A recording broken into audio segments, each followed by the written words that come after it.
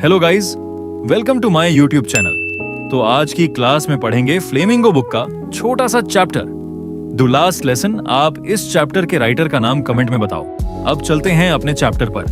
France के एक छोटे से गांव में फ्रांज नाम का एक लड़का रहता था। एक दिन वह देर से स्कूल जा रहा था।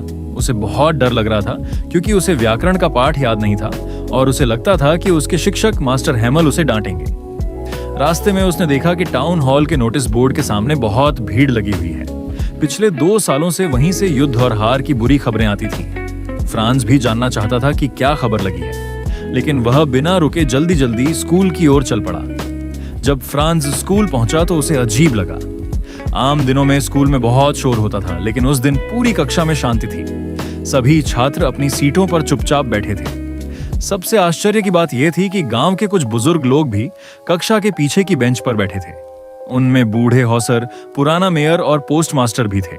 वे सभी बहुत गंभीर दिखाई दे रहे थे। उस दिन मास्टर हैमल भी अलग लग रहे थे। उन्होंने अपने खास हरे कोट, फ्रिल वाली शर्ट और काली रेशमी टोपी पहन रखी थी, जो वे सिर्फ खास अवसरों पर पहनते थे। जब कक्षा शुरू हुई तो मास्टर हैमल ने बहुत शांत आवाज में बताया कि आज उनकी फ्रेंच भाषा की आखिरी कक्षा है।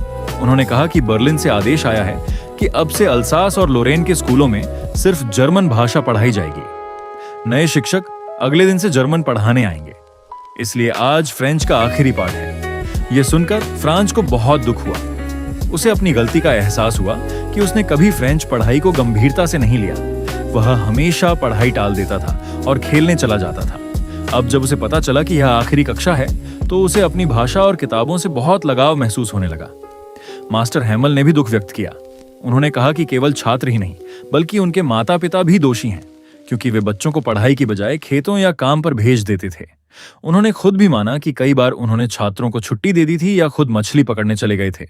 फिर मास्टर हैमल ने फ्रेंच भाषा की प्रशंसा की। उन्होंने कहा कि फ्रेंच दुनिया की सबसे सुंदर और स्पष्ट भाषा है। उन्होंने बच्चों से कहा कि उन्हें अपनी भाषा को कभी नहीं भूलना चाहिए, क्योंकि जब लोग अपनी भाषा को संभाल कर रखते हैं तो वह उनके लिए आजादी की चाबी बन जाती है। उसके बाद उन्होंने व्याकरण और लिखने का पाठ पढ़ाया।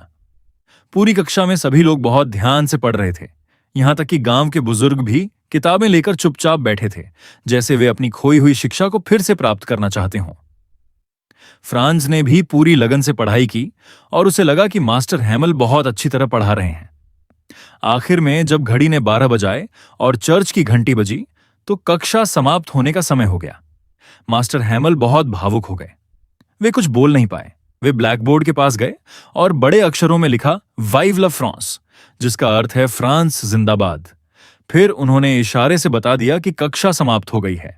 इस तरह फ्रेंच की वह आखिरी कक्षा समाप्त हुई और सभी लोग दुखी मन से कक्षा से बाहर चले गए। इस कहानी का संदेश ये है कि हमें अपनी भाषा और शिक्षा की कदर करनी चाहिए, क्योंकि जब वे हमसे छिन जाती हैं तब उनकी असली कीमत समझ में आती है। इस तरह की एनिमेशन वीडियो देखने के लिए अपने भाई को सब्सक्राइब करें। अब मिलते हैं अगले वीडियो पर।